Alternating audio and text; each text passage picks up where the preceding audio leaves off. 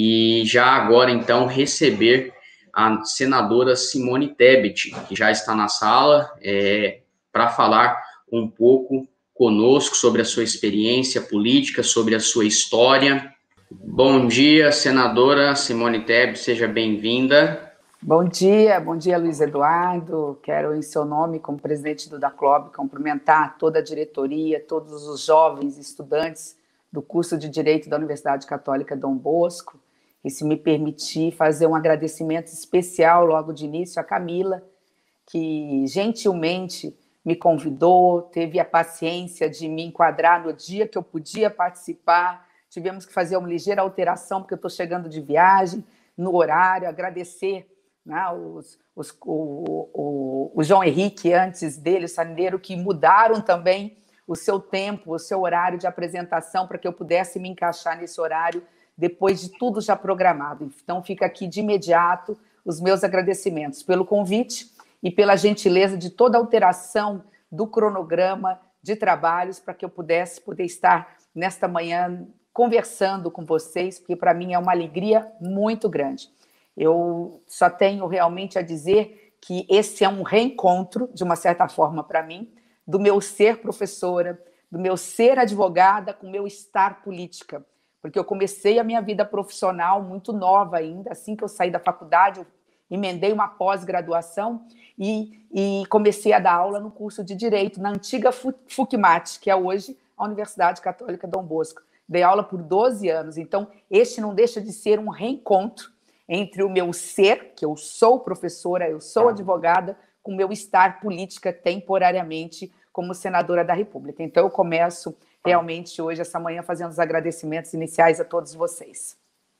Senadora, para nós é uma grande alegria, uma honra receber a senhora mais uma vez, a senhora que já esteve conosco em outras gestões, é grande parceira do nosso diretório acadêmico, seu mandato está sempre à nossa disposição e por isso eu já agradeço muito a disponibilidade, a oportunidade, para mim em especial, porque sou um admirador da senhora, estou em Coxim, a senhora é muito benquista na nossa região aqui, então quero cumprimentar, eu já vi comentando aqui, a minha madrinha de Nova Mourão, que é vereadora na cidade de Coxim, então mandei a ela, disse que estaria com a senhora, e ela está aqui participando, obrigado, madrinha, e agradecer, de fato, a senhora pela participação, nós tivemos que fazer algumas adaptações, mas a senhora sempre muito disposta em estar conosco. A senadora Simone Tebet é a primeira mulher a presidir a Comissão de Constituição e Justiça do Senado, a mais importante da casa.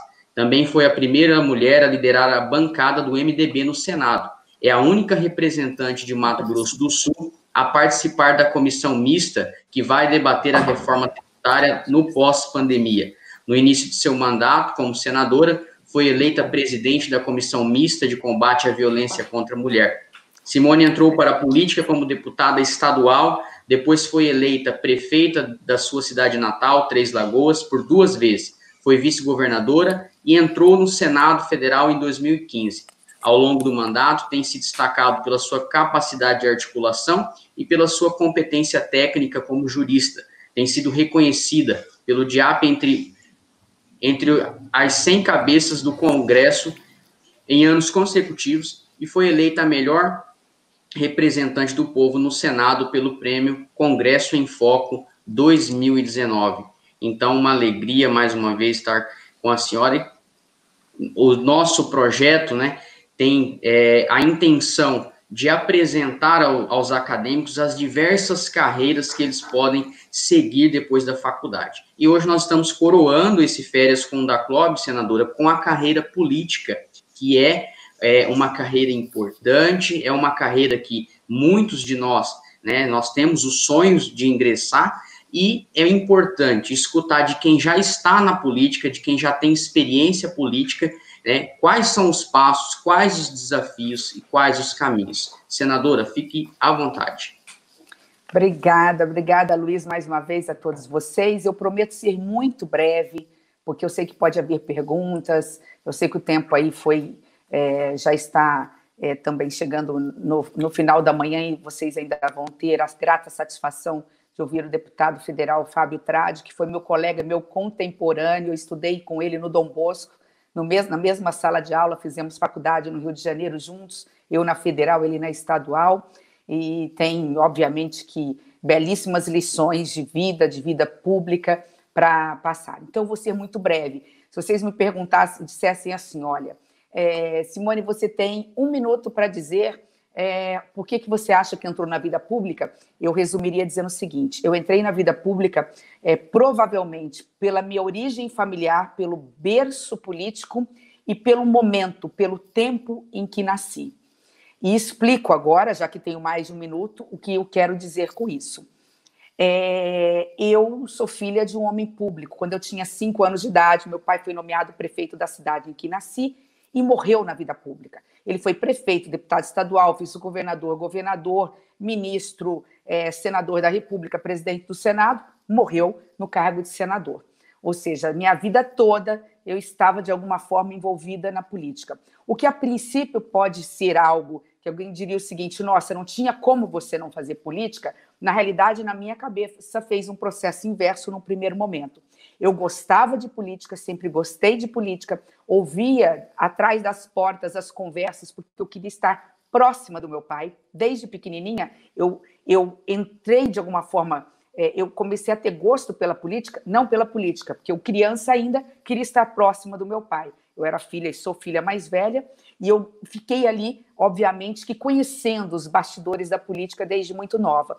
Mas, ao mesmo tempo, meu pai foi sempre uma referência aqui no Estado. Vocês são muito novos, mas seus pais, seus avós, provavelmente vão dizer isso, né? Um homem de uma capacidade, integridade, professor universitário de Direito, deu aula há muito tempo e morreu sem nenhuma mancha no que se refere à ética, e chegou ao mais alto cargo que um homem público em Mato Grosso chegou. Então, isso também servia, por muito tempo, como algo que me afastava da política no sentido de estar em cargos públicos. Eu fazia política empacotando santinho, naquela época, né, era muito comum isso, indo para as ruas panfletar, organizando campanhas, mas eu nunca fui educada nunca fui estimulada também não fui desestimulada, e sempre diz o seguinte, não, o político da família era meu pai, é meu pai. Só que, paralelo a isso, eu nasci num momento muito difícil do Brasil, eu sou da década de 70, portanto, a minha juventude, a minha adolescência dos anos 80, 90, eu era jovem, adolescente, foram anos de muito enfrentamento. Eu sou a geração que viveu a sua juventude com 2 grandes frases. A primeira era o seguinte, o Brasil é o país do futuro. E os jovens são o futuro do Brasil. Então, essas 2 frases marcaram muito a minha geração, a geração do Fabinho, do Fábio Tradi, de outros que hoje já não são tão jovens, estamos chegando aí na geração dos cinquentões, né? Acabei de fazer esse ano 50 anos de idade. Eu sou do ano de 1970, exatamente, em 1970. Então, nós tínhamos naquela época, eu nasci no ano do tricampeonato mundial, né, do orgulho de sermos tricampeões do mundo e ganharmos a taça de melhores no futebol, ao mesmo tempo que no período mais tenebroso da ditadura, a década de 70, somente 74, com Médici, foram aqueles anos tenebrosos onde os pais sumiam das mesas de jantares para nunca mais voltar, onde você não tinha vez, não tinha voz, você não podia usar esse instrumento que já não tinha rede social, mas você não tinha o direito de subir num caixote em praça pública para fazer expressar o seu livre pensamento e a liberdade. Então, tendo em vista tudo isso, o que eu vivenciei na minha juventude, não precisa ir muito longe para perceber que, infelizmente, o Brasil ainda continua sendo o Brasil do futuro, não do presente, e que os jovens ainda continuam sendo a voz do futuro e não do presente. Mas a nossa geração, ela arregaçou as mangas, ela entendeu o recado, que se nós não tínhamos vez, nós tínhamos voz. Então, já em 84, nós fomos direta já, fomos para as ruas pedir o direito de votar para presidente, fomos derrotados na emenda da direta já, por um voto ali, uma coisa assim que nos doeu, choramos e tudo mais, mas não esmorecemos. E vimos, em 1988, um grande homem, talvez o homem público dos últimos 50 anos, o maior homem público da história do país, independentemente de coloração partidária, não jovem, então quando o João Henrique fala na juventude, depois eu quero fazer um parênteses em relação a isso, um homem já quase septuagenário, com talvez 70 anos de idade, não me lembro a idade de Ulisses Guimarães à época, erguendo a Constituição Cidadã, uma Constituição que só foi aprovada da forma como foi graças a ele. Ele é lembrado pela esquerda, pela direita, pelo centro, em razão disso. Então, eu vivenciei isso. Imagina, eu estava na faculdade, na Universidade Federal do Rio de Janeiro, eu estava com 17 anos, eu estava estudando Direito Constitucional, eu entrei muito nova, eu fiz faculdade, passei no vestibular com 16 anos, estava na cadeira aos 17, e ver aos 18 anos, pela televisão, né, aquele sonho da abertura da democracia e da Constituição. Só que, mesmo assim, depois eu vim para Campo Grande, comecei a dar aula de direito, porque meu pai precisou se ausentar da sala de aula, eu fui substituindo para que ele fosse candidato, e as pessoas pediram, os alunos pediram para que eu continuasse dando aula. Mesmo assim, trabalhando na Assembleia Legislativa como consultora, advogando, eu nunca quis fazer política de enfrentamento como cargo público. Foram as pessoas que cobraram do meu pai, olha, ela tem capacidade, ela é uma pessoa preparada, ela é do direito, ela é professora, né? Você tem que estimulá-la. E eu aqui vou fazer um parênteses para dizer que eu levei 4 anos, eu atrasei 4 anos a minha entrada na vida pública. Era para eu entrar aos 26, 27 anos, e eu não quis ser candidata naquela época. E confesso que ali foi uma mistura de medo, assim, imagina, né? Eu não vou dar conta, né? Aquela coisa de medo, e entender que aquele momento, naquele palanque eleitoral, com aquele candidato a governador, eu não me sentiria bem, não queria começar com o pé errado, eu não queria fazer política. E meu pai levou 4 anos para me convencer para entrar na vida pública. Então, eu comecei como deputada estadual, como a filha eu tenho toda a consciência disso, nesse sentido, de que em Campo Grande, os meus 4.000 jovens, que foram meus alunos em todas as faculdades da época de Direito, eu dei aula na UNIEDEP, na UNAES, na Escola da Magistratura, na Escola do Ministério Público, na Universidade Católica, comecei na Federal por um tempo como substituta temporária. É óbvio que eu fui eleita em Campo Grande com os votos dos meus alunos, mas no Estado, de um modo geral, eu fui eleita como a filha dele. Então, eu me elegi deputada estadual pelo meu sobrenome. Só que eu tinha que depois mostrar que eu era tão capaz quanto qualquer homem, pelo fato de ser mulher.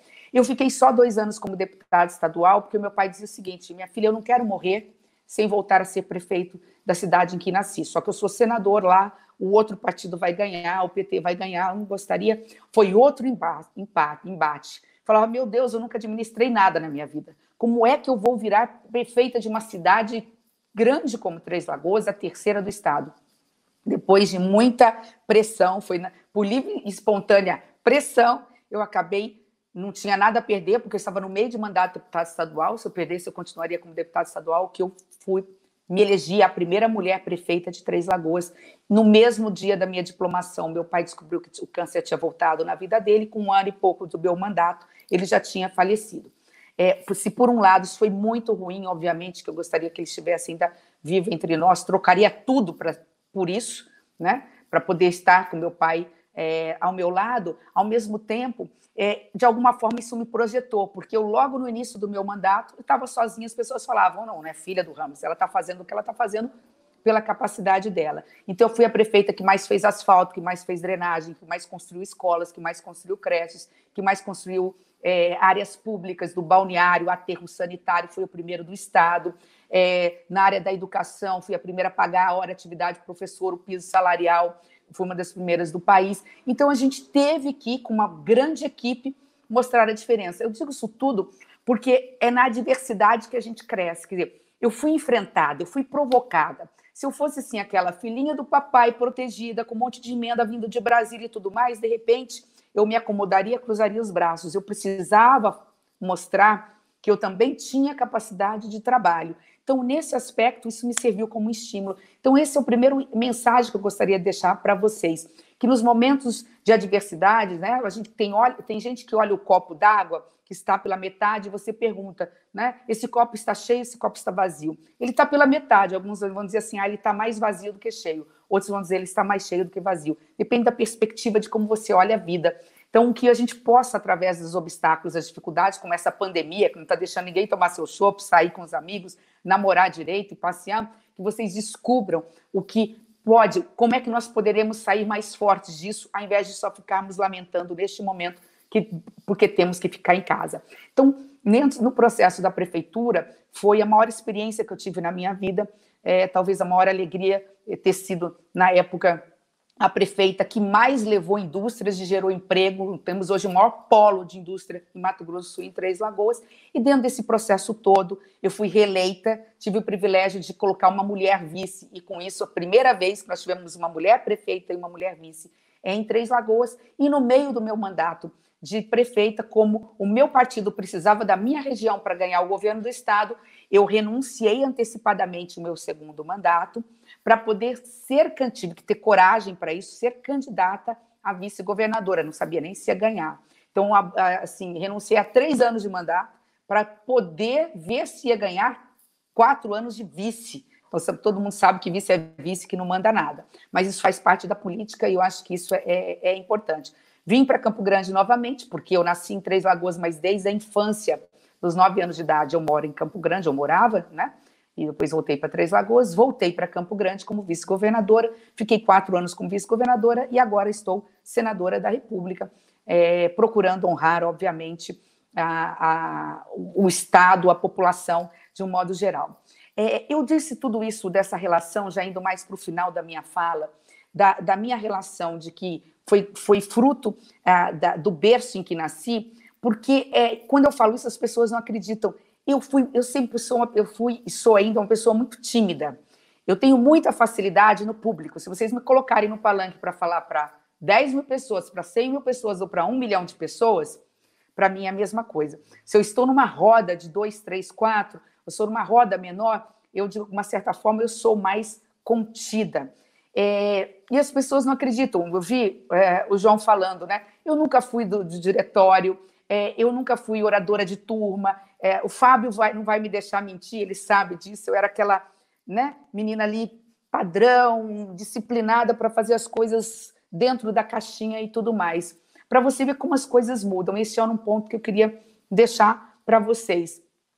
Hoje, eu faria tudo de novo, porque aí é que vem o meu recado final para vocês. Eu falei que eu fui pelas diretas já, que eu fiz faculdade, que eu fui cara pintada na época do Collor, porque eu fazia essa política de carregar bandeira. Eu gostava de carregar bandeira, de carregar cartazes, eu não gostava de estar na linha de frente. Eu era carregadora de piano, literalmente nesse sentido, né? Carregar o piano, carregar a carga. E, de repente, virei a primeira mulher prefeita, a segunda senadora mulher, a primeira vice-governador mulher de Mato Grosso do Sul, para mostrar para vocês que, às vezes, vocês vão receber muitos nãos, as portas vão ser fechadas, vocês falam assim, eu quero ser promotor de justiça, eu quero ser defensor, eu quero ser juiz. E, de repente, o concurso vai mostrar uma outra realidade, no meio do caminho vocês vão ver que uma banca advocatícia é mais o seu perfil, a sua identidade, ou vocês querem ser diplomatas e vão ver no meio do caminho que não é esse o caminho que vocês querem, vão poder percorrer, mas que vocês possam utilizar desses obstáculos não para estacionar ou parar no meio do caminho, mas que vocês possam encontrar alternativas. O mundo do direito permite isso, né? Mas mais do que isso, eu já sei que já estou aqui dentro dos 15 minutos que eu estou controlando, então me comprometo aqui a finalizar em 5 minutos a minha fala, até porque se tiver alguma pergunta, mas é que eu vi o João Henrique falando da questão dos 20 centavos, né? A forma de fazer política hoje por parte da juventude mudou. Eu me lembro que quando eu já estava, eu não me lembro onde eu estava, em 2015 eu estava assumindo o Senado Federal, em 2013 eu estava como vice-governadora, mas eu me lembro que as pessoas não entenderam quando os jovens foram para a rua e voltaram a ter visibilidade em relação aos 20 centavos. Já agora, no mundo das redes sociais, que é um mundo ainda a ser descoberto, tem muita coisa boa e muita coisa ruim nesse meio. Mas essa jornada de junho que a gente fala, que iniciou com os 20 centavos, na realidade ela foi muito maior do que essa. Eu equipararia as diretas já a este momento em que nós estamos vivendo. Ali se discutiu a péssima qualidade de serviço, o aumento das tarifas e dos impostos, que o Brasil é o maior pagador de impostos, com o pior serviços públicos sendo servidos, que é o país mais injusto em carga tributária, porque ele é o mais desigual, que ainda tem uma legião de miseráveis, com uma gama muito grande de corrupção que assola o país, que tem muito para que nós sejamos um país de primeiro mundo na área da saúde, da educação. A violência é um problema que mata quase tanta pandemia, porque ela matou há 2 anos atrás 60 mil pessoas no ano, a média de quase 50 mil por ano. Então, os jovens, eles iniciaram um processo que depois deu continuidade em relação aos movimentos de rua no combate à corrupção. Isso gerou, e eu estava já no Senado em 2016, né, a queda de uma presidente da República, e essa história vocês já conhecem. Eu já quero pular para o momento atual para dizer que não é diferente dos momentos que nós estamos vivendo. Eu, que sou uma entusiasta das redes sociais, acho que é o novo momento de se fazer política. Fiquei extremamente surpreendida positivamente com esse movimento contra o racismo. Você imagina se na minha época, por mais chocante que tenha sido o assassinato de George Floyd, né, por um policial branco nos Estados Unidos, em Minneapolis, se levaria uma multidão do mundo inteiro para as ruas, né? A lembrança de George Floyd é a lembrança dos jovens negros brasileiros que morrem nas favelas hoje do Brasil. Então, essa forma de fazer política através das redes sociais, ela precisa ser explorada, mas bem explorada. Então, a minha palavra final, tendo ouvido o João Henrique só antes, é só dizer o seguinte também, né? Vamos tomar cuidado com o novo. Não é tudo que é novo que é bom, e não é tudo que é velho que não presta. Eu fiz questão de falar de Ulisses Guimarães, porque se ele tivesse vivo hoje, ele provavelmente seria ungido no Congresso Nacional. Toma aqui, todos os nossos mandatos seriam entregues para eles. Solucione esse momento difícil de polarização exacerbada que o Brasil está vivendo, porque nós não estamos dando conta. E aí a palavra que eu quero dizer é o seguinte, não é o novo ou velho, é o bom ou ruim. Há muita gente boa entrando, mas há muita gente boa que faz política há 20, 30, 40 anos. E, infelizmente, é uma minoria que é corrupta, é uma minoria que é incompetente e que, infelizmente, ganha as manchetes nas redes sociais e nos jornais, e a gente, muitas vezes, não consegue se sobressair. Rui Barbosa, e nós sabemos que é o grande mestre, o grande, eu diria assim, professor de todos nós, é o patrono no próprio Senado Federal. Ele sempre foi entusiasta, né, a oração aos moços e tal, ele sempre foi entusiasta da política, da juventude na política. E ele tem eu até separei aqui, vou ver se eu acho aqui, ele tem assim, uma frase que me chama muita atenção. Ele disse assim, entre aspas, não falsifica a história, o só é meu, tá? Só para que fique claro. Não falsifica a história só quem inverte a verdade, ou seja, quem mente, senão também quem a omite. Eu, como professora, mais colhi do que plantei, eu aprendi muito dentro de sala de aula. E eu, assim, nessa linha de Rui Barbosa, eu queria dizer para vocês, não vamos só não nos omitir frente à história, né? E nem vamos nos conter em ficar nas redes sociais, nas lives, ouvindo quem conhece a história. Bom, enfim, é só um jeito de mudar a sociedade, que é através da política. Não coloquem a marca da política como algo que nasce com o pecado mortal do interesse privado e da corrupção. Não é verdade, não é assim. Então, para a gente transformar essa realidade, venham para a política, porque a política precisa de boas almas. Muito obrigada, desculpa porque se tiver alguma dúvida, mas eu sei que eu já passei do meu tempo, eu estou à disposição para qualquer questionamento. Muito obrigado, senadora, é realmente inspirador escutar a senhora, principalmente para o nosso diretório, que preza muito pelo espírito democrático, né, pelo Estado democrático de direito, é um lugar onde nós temos a liberdade de ideias. Eu sempre brinco com o pessoal no DACLOB que no diretório nós temos, né, daquele acadêmico de esquerda a acadêmicos que defendem a monarquia, que tem simpatia pela monarquia. E o DACLOB é um lugar onde a gente deve assegurar a palavra para essas pessoas, o debate, o diálogo democrático. Então, escutar a senhora é muito mais do que um incentivo para nós. Principalmente quando a senhora traz a história de Ulisses Guimarães. Nós temos sim, senadora, duas perguntas, mas eu vou fazer uma pergunta, que é a pergunta do Jean Ferreira. Ele diz, senadora Simone, como a senhora vê a falta de representatividade feminina, LGBT+, jovens e etc., na política? Como mudar esse cenário? A resposta é muito clara e muito rápida para o Jean. É fazer política. Para você ter uma ideia, quantos homossexuais já passaram pelo Senado Federal? Mas nenhum com coragem de dizer o seguinte, olha, eu vim e como primeiro senador homossexual do Brasil defender entre todas as causas também a causa das minorias. E eu tenho a grata satisfação de conviver com uma pessoa queridíssima no Senado Federal, que é o senador Fabiano Contarato. Ele é casado, ele tem um filho adotado, então ele foi eleito num estado que as pessoas sabiam. Ele dizia, olha, eu estou indo para o Senado e quero ser o primeiro senador homossexual do Brasil.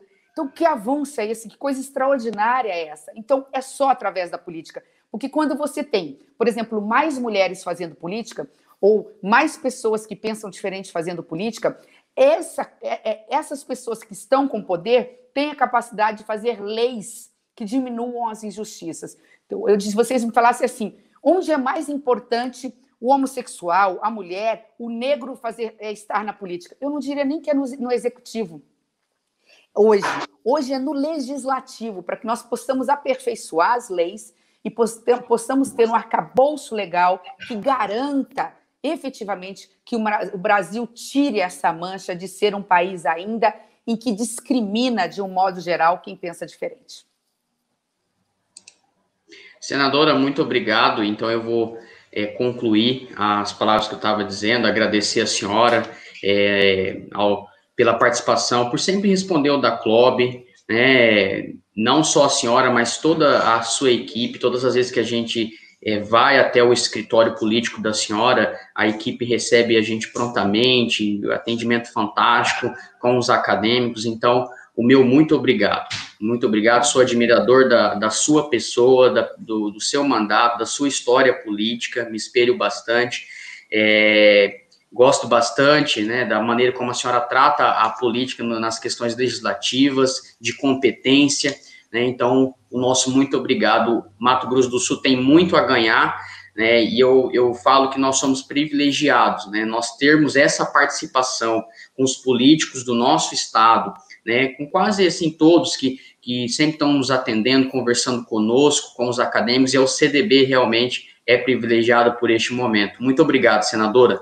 Eu é que agradeço, não sei se o Fábio já entrou, mas se já entrou, vocês vão ter aí uma belíssima aula de como se fazer política de qualidade. Tenho um carinho muito grande pelo Fábio Tradi, e fiquei muito feliz, você falou das 100 cabeças do Congresso Nacional, os únicos 2 parlamentares de Mato Grosso do Sul escolhidos esse ano fui eu e o Fábio. Que bom, viemos da mesma escola, que é a Escola do Direito, tivemos o mesmo berço político, porque o pai do Fábio era muitíssimo amigo do meu pai, seu Nelson Tradi, que Deus o tenha, e mostra realmente como fazer política, tendo como base o direito, também ajuda e faz a diferença. Um grande abraço e fiquem com Deus. Obrigado, senadora.